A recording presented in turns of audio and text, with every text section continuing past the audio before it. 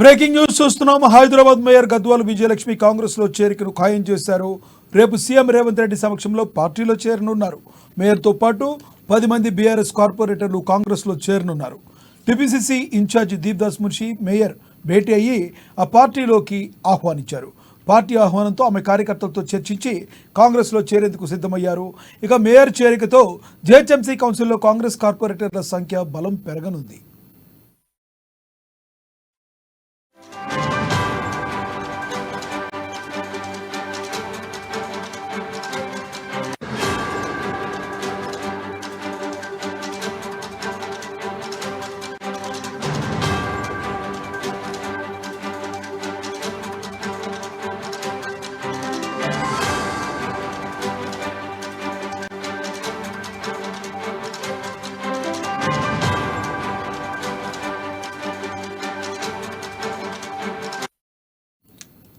Hyderabad mayor Gadwal Vijayalakshmi Congress లో చేరికను ఖాయం చేశారు.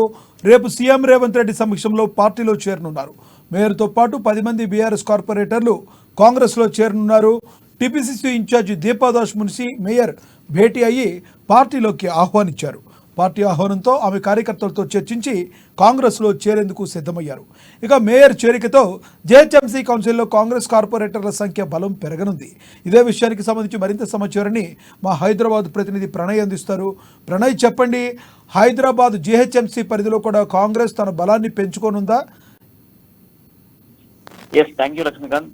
మొత్తానికి మేయర్ గద్వాల విజయలక్ష్మికి సంబంధించినటువంటి ఒక అంశాన్ని మనం మాట్లాడుకుంటే, జిహెచ్ఎంసీ మేయర్ గా తెరపైకి తీసుకొచ్చి కేసీఆర్ ఒక ఉన్నత పదవినిచ్చి ఈరోజు మేయర్ గా నిలబెడితే కేసీఆర్ కి గుడ్ బై, బీఆర్ఎస్ కి గుడ్ బై అంటూ కూడా తన పార్టీ నుంచి రాజీనామా చేస్తూ కూడా రేపు కాంగ్రెస్ లో చేరబోతా ఉంది. టీపీసీసీ చీఫ్, తెలంగాణ రాష్ట్ర ముఖ్యమంత్రి సీఎం రేవంత్ రెడ్డి సమక్షాన మేయర్ గద్వాల విజయలక్ష్మి రేపు 10 మంది కార్పొరేటర్లతో కలిసి కాంగ్రెస్ పార్టీలో చేరబోతా ఉన్నారు. కాంగ్రెస్ పార్టీలో తాను చేరబోతున్న నేపథ్యంలోనే 10 మంది కార్పొరేటర్లు, గతంలో కూడా 10 మంది కార్పొరేటర్లు పార్టీని వీడి ఆల్రెడీ ఈ యొక్క ఏదైతే కాంగ్రెస్ పార్టీలో చేరిన సిచ్యువేషన్స్ ఉన్నాయి. ఈ నేపథ్యంలో తాను కూడా రేపు ఇటు కాంగ్రెస్ పార్టీలో 10 మంది కార్పొరేటర్లో కలిసి జాయిన్ కాబోతా ఉన్నారు. ఈ రోజు మధ్యాహ్నమే దానికి సంబంధించినటువంటి చర్చలు అయితే కొనసాగిన సిచ్యువేషన్స్ అయితే కనబడుతా ఉన్నాయి. అయితే మధ్యాహ్నం జరిగినటువంటి సమావేశాలకు సంబంధించి తాను అడిగినటువంటి ఏదైతే పదవికి సంబంధించినటువంటి తుది నిర్ణయాన్ని తీసుకున్న అనంతరం కూడా రేపు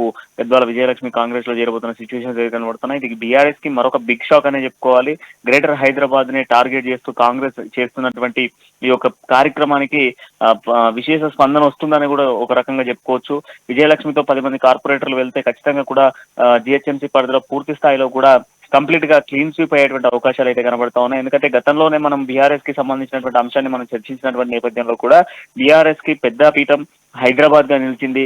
అంతేకాకుండా గతంలో జరిగినటువంటి అసెంబ్లీ ఎన్నికల్లో కూడా బీఆర్ఎస్ పార్టీకి పెద్ద ఎత్తున కూడా ఎమ్మెల్యేల సీట్లు కైవసం చేసుకున్నటువంటి ఏకైక ప్రాంతం ఏదైనా ఉంది అంటే గ్రేటర్ హైదరాబాద్ అని చెప్పుకోవాలి. అలాంటి గ్రేటర్ హైదరాబాద్ కి సంబంధించిన నేపథ్యంలో గ్రేటర్ హైదరాబాద్ లో ఉన్నటువంటి చాలా మంది నేతలు కాంగ్రెస్ గూటికి చేరుతున్న సిచ్యువేషన్స్ అయితే కనబడుతా ఉన్నాయి. ఈ నేపథ్యంలోనే మరి రేపు గద్వాల విజయలక్ష్మితో పాటుగా 10 మంది కార్పొరేటర్లు కూడా చేరబోతా ఉన్నారు.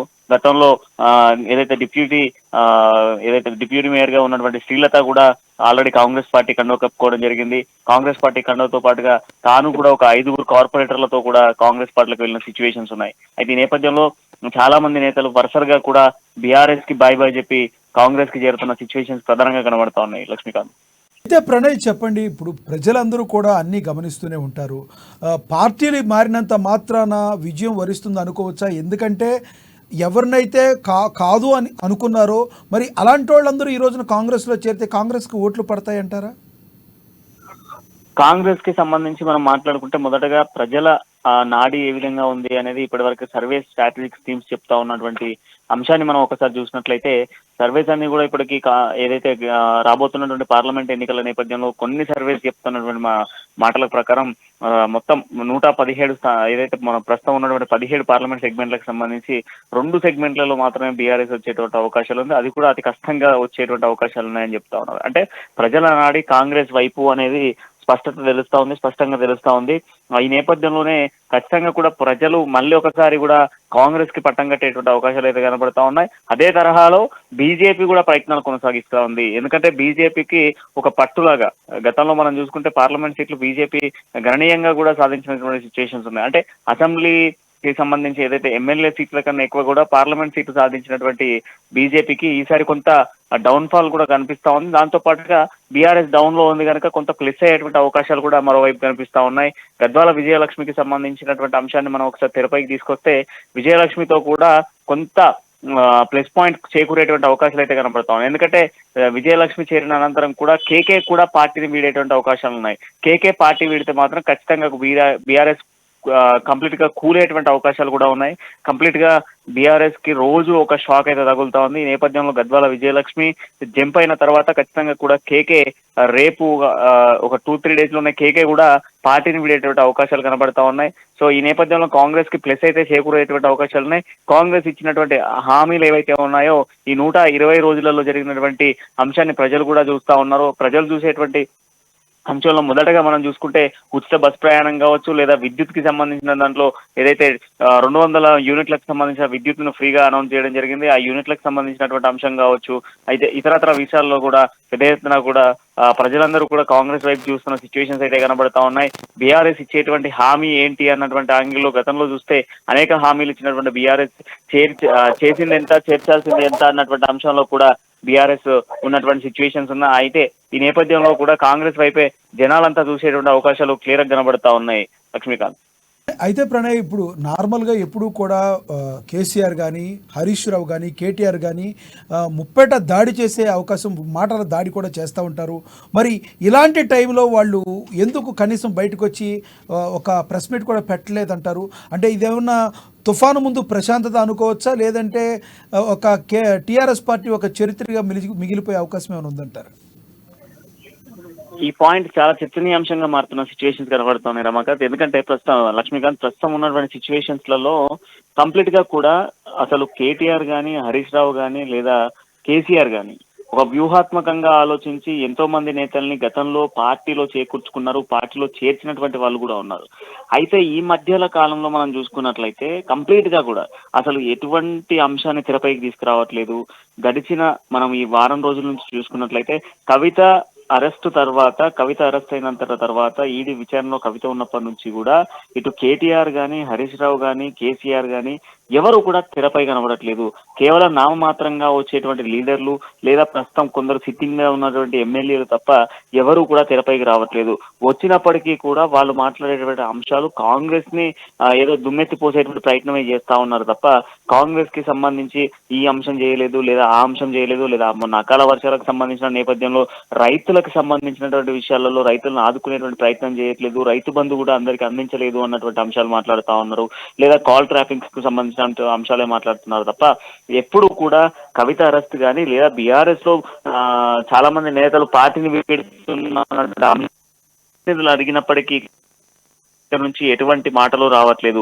ఇంతే కాకుండా ఇప్పుడున్నటువంటి సిట్టింగ్ ఎమ్మెల్యేలతో పాటుగా పలువురు బీఆర్ఎస్ నాయకులు కేసీఆర్ ని లేదా హరీష్ రావుని, కేటీఆర్ ని ప్రశ్నించినప్పటికీ కూడా వాళ్ళ దగ్గర నుంచి ఎటువంటి స్పందన రావట్లేదు అనేది మాత్రము నేతలే డైరెక్ట్ గా చెప్తా ఉన్నటువంటి పరిస్థితులు కనబడతా ఉన్నాయి. కంప్లీట్ గా కూడా పార్టీని మారిన నేతల పైన ఏదో అనర్హత వేటేయాలి, లేదా అనర్హతగా గుర్తించాలి అన్నటువంటి వినతి పత్రాన్ని ఏదో అసెంబ్లీ వేదికగా చూసుకుంటే స్పీకర్ కి అందజేయడము, లేదా ఏదైతే అసెంబ్లీ ఇన్ఛార్జ్ గా ఉన్నటువంటి సుఖేష్ గుప్తాకి ఇవ్వడం, ఇటువంటి ప్రయత్నాలు చేస్తా ఉన్నారు తప్ప తెరపైకి మాత్రం ఈ ముగ్గురు రావట్లేదు. మనం మొదటి నుంచి అనుకుంటాం కేసీఆర్ పాలన అంటేనే కుటుంబ పాలన. ఆ కుటుంబ పాలన ఉన్నటువంటి కేసీఆర్ కావచ్చు, కేటీఆర్ కావచ్చు, హరీష్ రావు కావచ్చు, మనం చూసుకుంటే కవిత కావచ్చు, లేదనుకుంటే సంతోష్ కుమార్ కావచ్చు, వీళ్ళెవ్వరూ కూడా తెరపై కనబడట్లేదు. కేవలం నామమాత్రంగా ఉన్నటువంటి నాయకులు మాత్రమే కనబడతా ఉన్నారు. ఇంకో పాయింట్ ప్రజలలో కూడా మెదులుతా ఉంది. మీరు అన్నట్టుగానే ఇది తుఫాన్ వచ్చే ముందు సైలెంట్ గా కేసీఆర్ ఏమన్నా చేయబోతా ఉన్నాడా అంటే, గతంలో కూడా ఒక బీఆర్ఎస్ నాయకుడు చెప్తా ఉన్నాడు 30 మంది ఎమ్మెల్యేలు బీఆర్ఎస్ లో చేరేందుకు రెడీగా ఉన్నారు అన్నటువంటి పాయింట్ ని గతంలో ఒక నాయకుడు చెప్పిన సిచ్యువేషన్స్ ఉన్నాయి. అంతకుముందుకు బాల్క సుమన్ కూడా ఒక మాట అన్నారు, మనలో కాంగ్రెస్ పార్టీలో ఈ రోజు గెలిచే నాయకులు కావచ్చు, లేదంటే కాంగ్రెస్ పార్టీలో ఉన్న నాయకులు కూడా మన వాళ్ళే, ఇక్కడ స్టోరేజ్ లేక అక్కడ పెట్టినాం అన్నటువంటి మాట కూడా మనం గతంలో విన్నాం. సో ఆ యాంగిల్లో కూడా ఆలోచించాల్సిన సిచ్యువేషన్స్ అయితే కనబడుతున్నాయి. బట్ ఒకవేళ నిజంగానే తుఫాన్ వచ్చేటువంటి అవకాశం ఉంటే కేసీఆర్ ఏదో ఒక స్పందన ఇచ్చేవాడు. బట్ ఇప్పటి వరకు స్పందన రావట్లేదు అంటే కంప్లీట్ గా కూడా బీఆర్ఎస్ క్లీన్ స్వీప్ అవుతా ఉంది, బీఆర్ఎస్ కంప్లీట్ గా క్లోజ్ అవుతుంది అనేది మాత్రం స్పష్టంగా కనబడుతున్న సిచ్యువేషన్స్ కనబడతా ఉన్నాయి లక్ష్మీకాంత్. Thank you Pranay.